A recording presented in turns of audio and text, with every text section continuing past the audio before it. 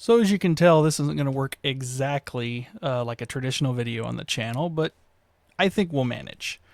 I was on vacation recently and ended up doing a little thrifting while we were on vacation.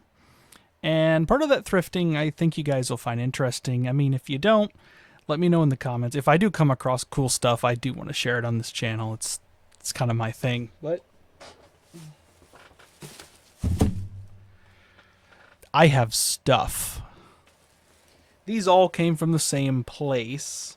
It was some media store that we went to. I don't remember the exact name of the store, so I do apologize. But we can start with one of these games that I think will be cool. And we'll see if my camera will behave itself. So as I see, I'll have to do it this way. This is a copy of Ubisoft's Freelancer. Now, I don't know how many of you know about this game. I've known about it for a very, very long time. And I got a little page up here. Effectively, this was a game that I played a literal metric butt ton of the demo back in the day. I still have the demo somewhere. I love this game. I've always loved it. There's even a mod down here for an HD version. I'll probably take advantage of that. But yeah, I mean, I paid $1. I don't know if you can read that at all because this thing wants to be a total pain in the butt. I'll even turn down the lighting a bit. See if maybe that helps. Looks like it's not clear enough, and I don't think pulling it up close is going to help. No, I hate this camera. It's a piece of shit. So we can crack it open. And there's so much in here. Literally just the DVD. In shockingly good condition. It doesn't show up on camera super well, but there's like maybe one mark or two on it. It's in very good condition. Now, they were selling some of these games with the idea that they require online services or may not be complete as is.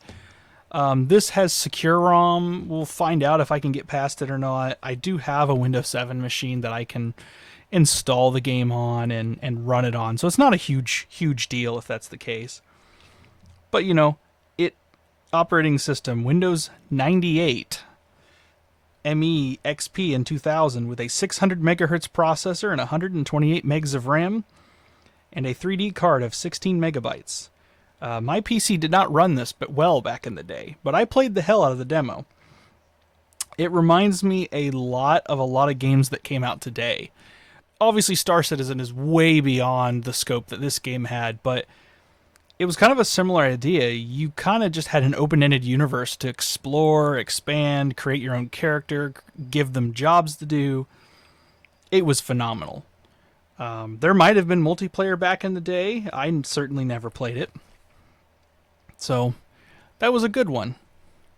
I'll be curious to get this one running. I know it does work on Linux, so that'll be cool. And if it doesn't, I've got a retro PC to handle it.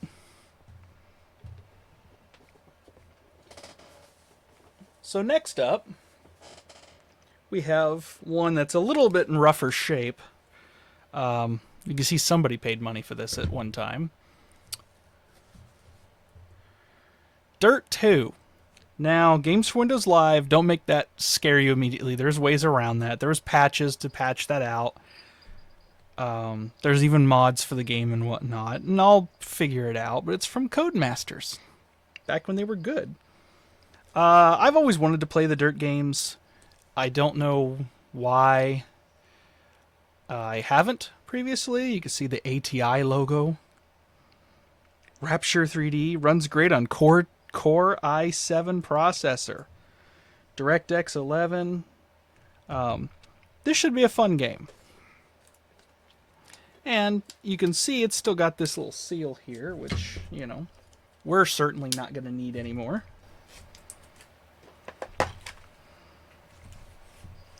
And it's got one disc. We've got a manual, an actual paper manual. which is cool to see with different stuff in it. Let me just... Okay, nope, that's just an advertisement. I wanted to make sure it wasn't one of those games that had a CD key that was visible, because obviously I don't want to give all you guys my game. That disc is a little scuffed, but not bad. What it looks like to me visually on this, let me actually bring myself out here, is it's more so from just being in the package and rattled around. Obviously, I broke the seal on this game. It's never been open, which is kind of wild. So we'll see what we can do. Games for Windows Live do work on Linux. There's some workarounds for it. You know, we'll just have to see. This is 2009 gaming for you. What more do you want? So, kind of cool. Again, also $1, which is pretty cool. I liked that this place would actually sell stuff like PC games and stuff for like nothing. And the next game is a little on the older side. Now, it still had the plastic wrap attached to it, but it's effectively destroyed, so I'm just going to pitch it. It was also $1. It's called Star Rangers. And it seems like a pretty neat game from the box art and whatnot if we flip it over. It's got some real cool stuff on it. I wish my camera was a little bit better and whatnot, but I can't seem to fix that. But a 23rd century Star Ranger fighter, and it's one of those old school games that requires like SVGA graphics, PC, CD-ROM. I found this really cool to see, especially for $1, even if I never play it. It's really cool to have on a shelf. Yeah, you could say you have an arcade, practice mode, SVGA graphics, and a full campaign. Circa 1995, and this thing, like I said, is in literal mint condition. The packaging was really protecting it, and I'm glad I managed to pick this one up. And if we pull the box open, we can see the original CD-ROM never opened. So I might actually, you know, we'll open this, but it is cool to see, you know, factory sealed stuff. It comes with a handbook, which is still very, very crisp. And you can still see that it is very much so the 90s called. There are a lot of cool ships and stuff in here too, you know. Weapons and different joysticks that you can do. Just cool stuff. I do have a 98 machine that should be able to play this just fine. That shouldn't be an issue at all. What do we got here? We've got a reference card for how the controls work, and that's cool. Yeah, remember these back in the day? At least I remember them sometimes. It would tell you all the different controls and whatnot, and what they did, if you didn't change them. Addenda, there are last few minute changes that didn't make it into the manual. Oh no. Last minute revisions. We got a warranty card of some kind. Don't miss out on your warranty. Guys, I think I missed out on my warranty. What kind of PC do you own? I got the Pentiums, bro.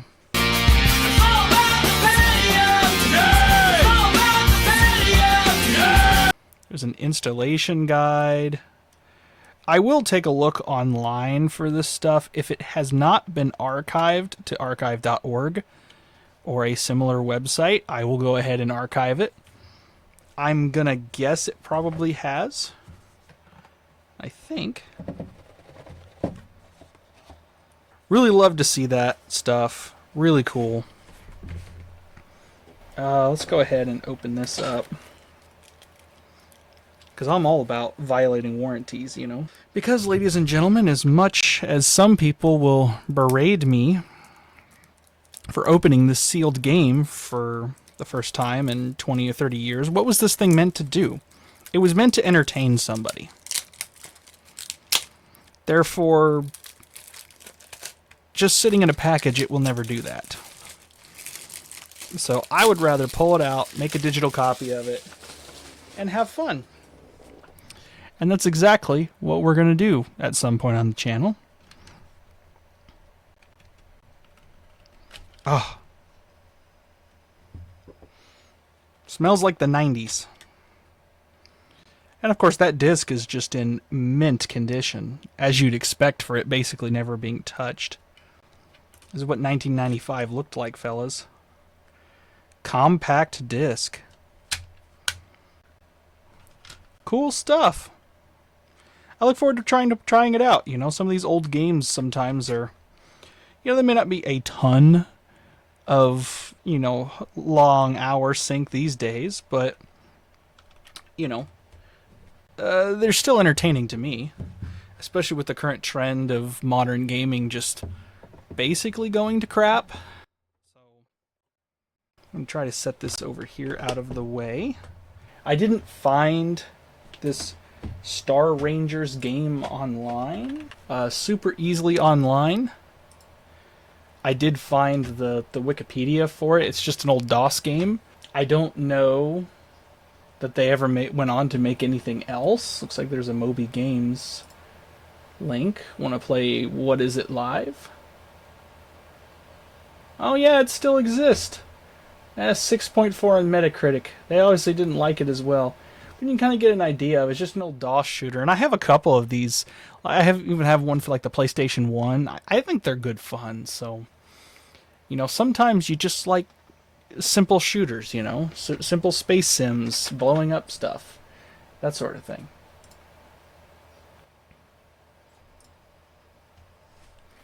So the last two games are a little special to me.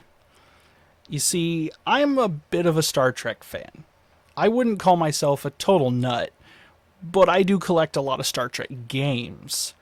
You know, probably my pride and joy, beyond the couple games that I have, is I have a few that are pretty special to me. So, like, I've got stuff like Star Trek 25th Anniversary on the original 5 1/4 inch floppy disks, which, yeah, I bought it on GOG, so I don't have to deal with this, but I love the fact that I have it. To games like Star Trek Klingon Academy, which is one of the base Star Trek space sims I've ever played. You ever get a chance to play this game? Do it. But do go through the effort of digitizing it and using the DVD combo mod that makes this all into one DVD image. It makes this so much better.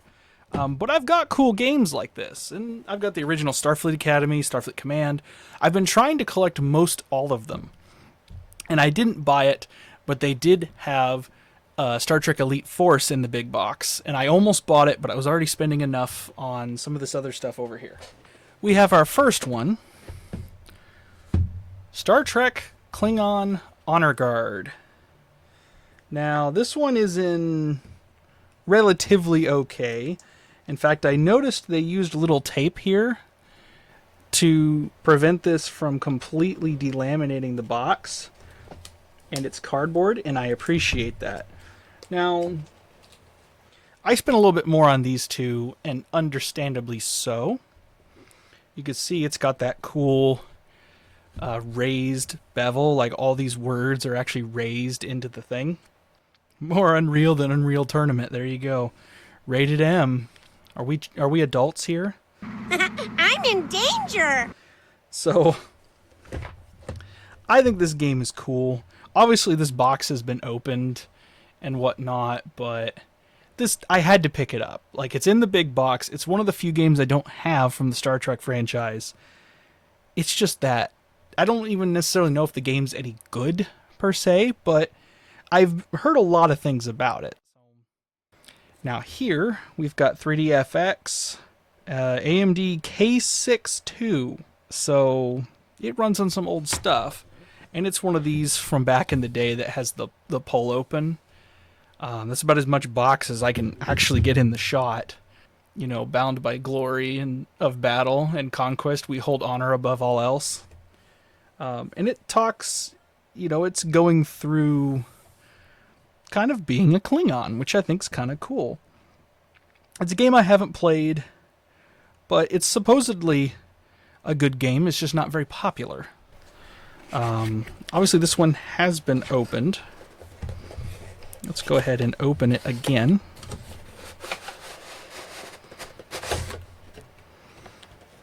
Set the box over here to the side. Flip it over. And obviously somebody has another registration card, never used.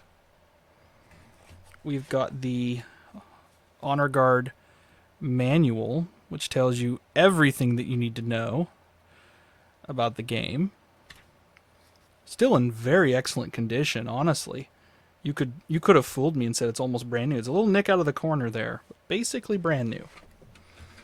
And the install disc itself, which has got no cover, but that's not necessarily unique.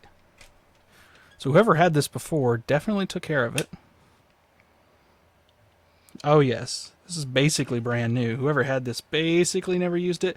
And you can tell the other disc is basically new too. You've got the game disc over here. So good stuff. Both in excellent condition. Windows 95. Well, I got Windows 98. Hopefully that's okay. 1998 Paramount Pictures. I believe it. So all cool stuff. And I'm excited. You know, like I said, it may not be the best game, but it is one more big box Star Trek game that I have. And while I wish I could have continued on and bought like Star Trek Elite Force, this was a third of what they wanted for Elite Force, and I don't even blame them. The game itself apparently is a lot like, what do you call it? Unreal Tournament and whatnot. It's a first-person shooter. It should be a good time. Which brings us to the last game that I purchased. It's one I have never seen in the flesh. I have only heard of it. It's Deep Space Nine: The Fallen.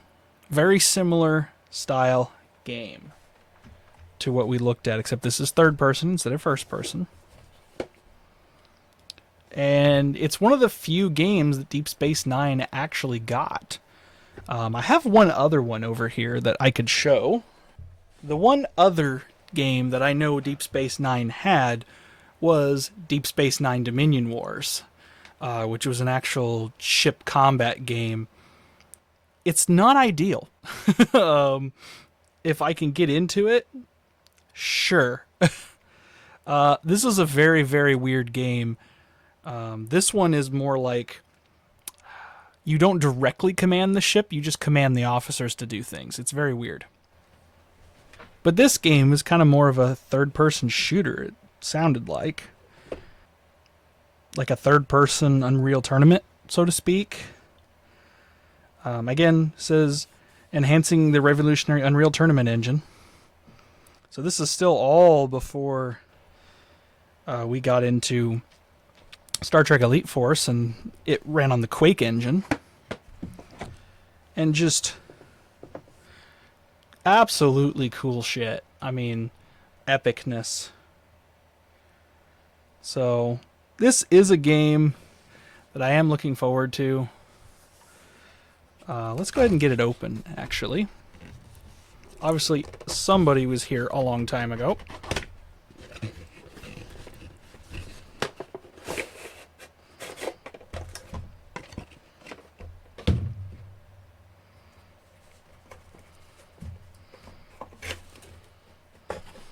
And I think the only thing left in here,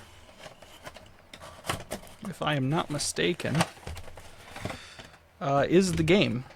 There is no booklet or anything. I'm guessing there probably was at one time. But, you know. And there's the game I just talked about. Deep Space Nine Dominion Wars. It still is. This one was played a little bit. There's a few nicks, but nothing that I would call detrimental to the game running.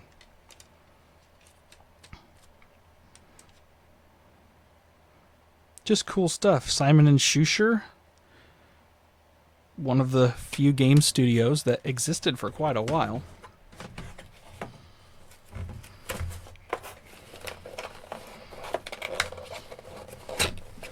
And that's pretty much all I had for you.